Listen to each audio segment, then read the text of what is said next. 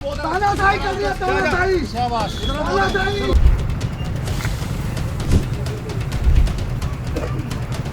कोई नोटिस नहीं दिया, कोई डायरेक्ट कर रहा है। हमने चक्कर काटते काटते हमारे जूते घिस गए। इतनी हेड अथॉरिटी है कि ये मानी नहीं। ये सरकारों के दबाव में काम करती है, किसान को उजाड़ने का काम करती है। अपने हक की लड़ाई लड़ रहा हूँ, ना कि मैं नोएडा से कोई भीख मांग रहा हूँ। पूरे सब कुछ खत्म हो गया, कुछ है ही नहीं, बेरोजगार तो बैठा है। पिछले 5 सालों का भारतीय जनता पार्टी का अगर आप रिकॉर्ड उठा करके देखेंगे तो नोएडा में हमेशा किसान धरना पे बैठे रहते हैं। ये कोई नई बात नहीं है कि किसान धरना पे बैठे, लेकिन आज हम जिस जगह पे आए हैं वहाँ बुलडोजर चलाया और किसान 100-150 किसान है जो कि धरना पे बैठे हैं। ये एक गाँव है और उस गाँव में 2 दिन पहले जब बुलडोजर चला तो कई लोगों का जो जीवनचर्या था, जो कमाते खाते थे, वो जरिया खत्म हो गया। अब उनके साथ क्या बीत रहा है, वो कैसे अपना जीवन यापन कर रहे हैं, क्योंकि यहाँ पे दुकानें बनी थी जिसको तोड़ दिया गया। बुलडोजर चली, फोर्सेस आए और कुछ ही घंटों में सब बराबर हो गया, मलबा में तब्दील हो गया। जो किसान बैठे हैं उनसे ही जानते हैं कि आखिर ये सब क्यों हुआ, कारण क्या था। सबसे पहले तो पत्रकार बंधुओं, मैं आपका बहुत बहुत दिल से स्वागत करता हूँ और वंदन और अभिनंदन करता हूँ। देश का चौथा स्तंभ माना जाने वाला आपका जो हम लोगों ने, किसानों ने, सरकारों ने एक आपको वो दे रखी है संस्था कि भाई ये बहुत ही अच्छे लोग हैं। देश का चौथा स्तंभ माना जाता है पत्रकार साथियों को। मैं भारतीय किसान यूनियन बलराज से प्रदेश अध्यक्ष हूँ। हातम सिंह भाटी मेरा नाम है और ये मेरी पुश्तैनी ज़मीन है। गांव सहदरा है, मेरा दादालाई ज़मीन है। यहाँ पर हम पैदाइशी खेती करते चले आए। ये हमारी टोटल यहाँ पर 33 बीघे ज़मीन है, जिनको इन्होंने, हमारे पिताजी, हमारे ताऊ जी और हमारी दादी माँ एक चाचा से झूठ बोलकर बैनामा करा लिया। तो बैनामे से जो ज़मीन पे हमारे इनके समझौते हुए थे, बैनामा करार हुआ था कि हम आपको इतनी ज़मीन छोड़ रहे हैं और इतनी ज़मीन हम आपसे ले करके और 10% आपको ABC प्लॉट देंगे और पुनर्वास योजना भी देंगे। जो भी सरकार की पॉलिसी होगी वो सभी चीज़ हमारे पास लिखित में इन्होंने दिया था। अब क्या होता है, 2005 में ये ज़मीन ले ली गई जी। लेने के बाद हमें इन्होंने 2013 तक कोई प्लॉट नहीं दिया। हमारा 10% पेमेंट काट लिया गया और ना हमें कोई पुनर्वास योजना दी और कोई भी हमें लाभ नहीं दिया गया नोएडा की तरफ से। हमने चक्कर काटते काटते हमारे जूते घिस गए। संगठनों के माध्यम से भी हमने अपनी बात रखी, लेकिन ये अथॉरिटी इतनी घेड़ अथॉरिटी है कि ये मानी नहीं। ये सरकारों के दबाव में काम करती है, किसान को उजाड़ने का काम करती है। उसी माध्यम से हाई कोर्ट गई। हाई कोर्ट ने हमें 2013 में इसी ज़मीन को लेकर के स्टे दे दिया यथास्थिति, और हम अपनी पे काबिज हैं। उसी दिन से काबिज थे। तो तोड़ा क्यों गया, क्या बोला उन्होंने जब अधिकारी आए बुलडोजर लेकर के? तो आपने बोला नहीं, कारण बताओ। तो कारण में क्या था? हमने उनसे यही पूछा था, तब हमको मालूम हुआ था, क्योंकि मैं ग्रेटर नोएडा रहता हूँ, मुझे आने में यहाँ आधा घंटा लगता है। ठीक बात। मेरा परिवार गांव में ही रहता है। तो नोटिस तो पहले मिल जाता है ना? कोई नोटिस नहीं दिया, कोई सूचना, डायरेक्ट कार्रवाई। डायरेक्ट कार्रवाई, कोई नोटिस नहीं। जबकि तोड़ने से पहले अगर जमीन प्राधिकरण की होती है या सरकार की तो धारा 10 का नोटिस दिया जाता है। ठीक बात। उस नोटिस के तहत हमको 1 हफ्ते का समय दिया जाता है और हमसे जवाब मांगा जाता है कि या तो आप इसे खाली करें, अगर आपकी है तो आप जवाब दें। ऐसी कोई कार्रवाई नहीं करी। चोरों की तरह आए और 5 JCB को लेकर और पूरी पलटन को लेकर पुलिस फोर्स को और चारों तरफ से तोड़ना शुरू कर दिया। इतने मुझे मालूम हुआ, मैं यहाँ 20-22 मिनट में पहुँचा। उस टाइम मेरा सारा नुकसान, करोड़ों रुपए का नुकसान कर दिया।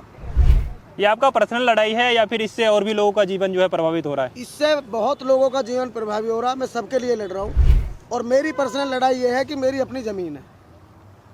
और लोगों की कैसे हो रही है जीवन प्रभावित इससे? और लोगों का जीवन प्रभावित इसलिए हुआ कि मेरी ज़मीन है, मैंने दुकानें बनाई, उन लोगों को मैंने दुकानें दी। किसी से मैं 1000 रुपये किराया लेता था, किसी से 2000, क्योंकि मैं लड़ाई भी लड़ रहा हूँ हाई कोर्ट में। अपने हक की लड़ाई लड़ रहा हूँ, ना कि मैं नोएडा से कोई भीख मांग रहा हूँ। सरकार से भीख नहीं मांग रहा हूँ, मैं प्राधिकरण से कोई भीख नहीं मांग रहा हूँ। मैं सिर्फ अपने हक की लड़ाई लड़ रहा हूँ। तो मैंने यहाँ जीवन व्यापन करने के लिए लोगों को रोजगार दिया, तो उनकी भी लड़ाई है, क्योंकि उनका भी हक बनता है। अभी वो लोग कहाँ हैं जिनका ये दुकान था? सभी लोग हैं यहीं, मैं सबको बुलवा लूंगा। सारे लोग इधर ही हैं, ये सब लोग यहीं हैं, ये बैठे हैं, कुछ लोग हैं। किसी का दुकान था इसमें से, वो यहाँ पे आ जाए। वो दुकान वाले भी हैं, पीछे भी वो लड़का दुकान वाला। यहाँ पे आ जाइए। जिनका यहाँ पे दुकान था, जो यहाँ से कमा करके खाते थे, वो आ जाए। वो सब नहीं, तो फिर लाठीचार्ज कैसे? बाद में आई थी। आई थी वो जेंट्स ने बोला। आप लोगों का डेली लाइफ कितना प्रभावित हुआ इस बुलडोजर के चलने से? पूरा सब कुछ ख़त्म हो गया, कुछ है ही नहीं, बेरोजगार तो बैठा हूँ। तो यहाँ पे दुकान बना बनाया मिला था या आपने खुद बनाया था? मुझे बना के दिया था, मैं बेरोजगार थी पहले, मैं कोई रेंट कुछ नहीं देती थी इनको। उसके बाद देने लगे रेंट आप? नहीं, कभी नहीं मैंने दिया? आज तक रेंट नहीं दिया। ये डॉक्यूमेंट काहे के हैं? ये नोएडा से मैंने आरटीआई के द्वारा मेरे भाई ने एक सूचना मांगी, क्या हमारे इस खसरा नंबर पर कोई स्टे है या नहीं। तब नोएडा ने आरटीआई के तहत में हमें ये जवाब दिया, माननीय उच्चतम न्यायालय में ग्राम सहदरा के खसरा संख्या 169 पर कोई याचिका लंबित नहीं है, यानी कि सुप्रीम कोर्ट में। माननीय उच्च न्यायालय इलाहाबाद पर खसरा संख्या 169 पर याचिका संख्या 66,348/2013 है। ये खसरा संख्या यही है? यही है 2013। रोशन व अन्य बनाम उत्तर प्रदेश राज्य आदि स्टे दिनांक 6/12/2013 व अवमानना याचिका 514/2014 रोशन आदि बनाम हेतु हीरालाल गुप्ता आदि लंबित है। यहाँ पर भी नोएडा हमसे धोखा कर गया, ये 514 लिख दिया, ये 574 है। क्योंकि कोई अधिकारी ये देखे, अगर इस रिट को चेक करेंगे हम ऑनलाइन तो ये डिस्पोज है, और अगर 574 2014 डालेंगे तो पेंडिंग है। नोएडा खुद लिख करके दे रहा कि स्टे है, स्टे की कॉपी ये है। और ये क्या है? ये सब क्या रख रखा है? ये सब कागज है, दिखाइए, सब दिखाइए ना। ये स्टे का कागज है हाई कोर्ट का।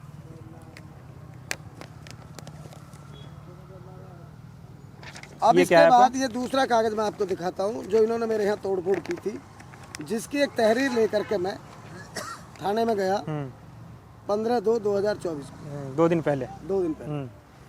ये एसओ साहब ने साइन किए, यहाँ मोहर लगाई। मैंने उन अधिकारियों के खिलाफ कार्रवाई की मांग की है। जो भी प्राधिकरण के अधिकारी यहाँ आए हैं उनकी जांच कर उनके खिलाफ कार्रवाई हो। देखिए, सबसे पहले तो ये कि अधिकारी ऐसा क्यों कर रहे हैं? अगर आपको लगता है कि अधिकारी गलती कर रहे हैं, हाँ, वो गलत कर रहे हैं, तो ऐसा क्यों? उनको क्या मिल रहा है इससे करके? उनको असल में क्या है, कुछ लोग उनको किसी नेता की इतनी बड़ी संरक्षण है जिससे हम लोगों को प्रभावित करना चाहते हैं, क्योंकि हम किसान नेता हैं। हमारा एक छोटा भाई बीजेपी में मंत्री पद है, उस पर वो यूपी का कोऑर्डिनेटर है। उन लोगों को ये लगता है, कुछ लोग ऐसे जयचंद बसे हुए हैं गांव में जिनको हमारा जीवन व्यापन अच्छा नहीं लग रहा, और उन अधिकारियों को भी लगता है, क्योंकि उन अधिकारियों को हम पैसा नहीं देते। असल मुद्दा ये है कि अधिकारी हमसे पैसा मांगता है और हम उनको पैसा नहीं देते। अगर हम उनको पैसा दिए जाएं महीने के 5 लाख 10 लाख तो वो जीवन में नहीं तोड़ेंगे, चाहे स्टे भी ना हो। जब वो तोड़ने आए तो आपने पूछा, हाँ, कारण क्या करना चाहते हैं यहाँ पे? अगर अवैध है तो क्यों, क्या बनेगा यहाँ पे? हाँ, मैंने उनसे ये पूछा कि कारण क्या है, क्यों तोड़ रहे हैं? जमीन हमारी है, ग्रीन बेल्ट की जमीन है और हमारी इसमें प्लानिंग है। मुआवजा मिल चुका आपका इसका? एक बार का मुआवजा मिला जो समझौते के करार से जमीन दी। उसके बाद हमारा 64%, 10% प्लॉट जिसका हम पैसा दे चुके आज से लगभग 2005 और 2024 यानी कि 19 साल पहले। ठीक बात, एक बार मुआवजा मिल गया आपको। हाँ। देखिए, मीडिया का कर्तव्य है कि सवाल दोनों तरह से पूछे जाएंगे। जब आपको मुआवजा मिल चुका तो आपने कब्जा क्यों कर रखा जमीन पे? तो गैर कानूनी है। उससे पहले कब्जा था, कब्जा तो पहले से ही चला आ रहा था। जिस चीज को हम अपने हक को मांग रहे हैं क्या वो हमारा नहीं है? वो उस जमीन का 33 बीघे का हमारा जो प्लॉट बनता है वो हमें क्यों नहीं मिला अब तक? अथॉरिटी का नियम क्या कहता है जमीन को लेकर? अथॉरिटी का नियम ये कहता है कि ये मैंने आपकी जमीन ले ली, ये आपका 10% बनता है, ये लीजिए। और 10% पेमेंट जो हम दे चुके हैं उस टाइम के मुआवजे में से जो कटा 15 लाख रुपए, क्या उस टाइम हमारा प्लॉट मिल जाता तो आज हमें यहाँ लड़ने की जरूरत क्या थी? मतलब आपका कहना यह है कि जब तक मुआवजा पूरी तरीके से मामला खत्म ना हो जाए लेन देन का, तब तक आप प्लॉट नहीं छोड़ेंगे? प्लॉट नहीं छोड़ेंगे, हमारा कब्जा। आपका क्या नाम है? रविंद्र भाटी। आप कैसे धरना पे बैठे हैं? कारण कुछ? यही बैठे हैं कि तोड़ फोड़ कर रहे हैं जगह जगह जगह जाके नोएडा, इसलिए हर गांव में जाएगा तोड़ फोड़ कर रहा है। इस जमीन में आपकी कोई हिस्सेदारी? नहीं, हिस्सेदारी नहीं है, सहयोग है वैसे। तो जैसे सहयोग किस लिए? इसलिए कि कभी यहाँ तोड़ते हैं, कभी उधर साइड में तोड़ते हैं, कभी उस गांव में तोड़ते हैं। मतलब हम भी बैठे हैं? हाँ, सबके साथ हो रहा है सही, एक एक करके सबको ऐसे ही परेशान कर रहे हैं, सबको तोड़ रहे हैं ऐसे धीरे धीरे। आपके हिसाब से सरकार क्यों किसानों से नाराज होगी? क्यों ऐसा करेगी? सरकार क्यों चाहेगी कि परेशान हो, कोई हमारा वोट कटे? कारण होगा ना कुछ? कारण यही है, किसानों पर कुछ छोड़ो मत ना, किसानों पे कुछ छोड़ो मत ना, किसान मजबूत हो जाएगा तो तुम्हारे सामने खड़ा हो जाएगा, और किसान कमजोर रहेगा तुम्हारे पीछे पीछे डोलेगा।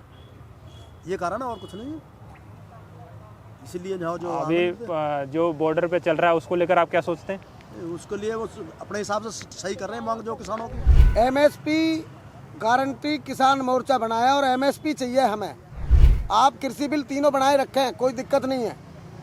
अगर हमारी सभी फसलों पर आप हमें एमएसपी गारंटी कानून बना के दे देंगे तो हमें कोई टेंशन नहीं है। जो लड़ रहे हैं सभी सही लड़ रहे हैं कि उन्होंने ये बोल दिया कि हमें हमारी हर फसल का एक न्यूनतम समर्थन मूल्य मिल जाए।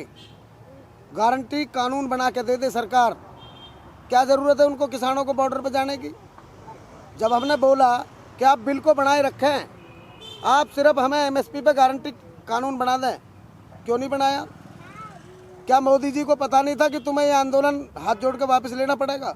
क्या 13 महीने बाद ही हाथ जोड़ने की जरूरत थी? किसान यहाँ पे धरना पे बैठे हैं, हमने सोचा कि आपको बताएं, दिखाएं कि आखिर बुलडोजर जब किसी किसान के जगह पे चल जाता है, किसान अपना घर छोड़ करके रोड पे बैठ जाता है, तो फिर सरकार क्यों नहीं नर्म होती है, सरकार क्यों नहीं काम करती है? सारे फुटेज हम आपको दिखा देंगे। 3 दिन की जलसा थी, उसके लड्डू पड्डू सब खिला दिए। झुग्गी झोपड़ी रोड पर रहने देते ना, और कहीं रहने देते ना, इनके सहारे हमारी भी झुग्गी पड़ी थी। दीवार वहाँ थी तो वहाँ तक तोड़ते। मीटर क्यों दिया फिर हमें? सब घूसखोर बैठे भैया। अजय कुमार खत्री, कल का स्टेटमेंट है उसका पेपर में कि मुझसे गलती हो गई है, मैंने एक आदेश कर दिया बिगड़ सोचे समझे। आए हैं जब भी हमने बोला है कि सर हमें निकालने दो सामान, उन्होंने बोला कि पुलिस पीछे हो गया, वरना हम लाठी चार्ज करेंगे, जबकि लेडीज पुलिस नहीं थी।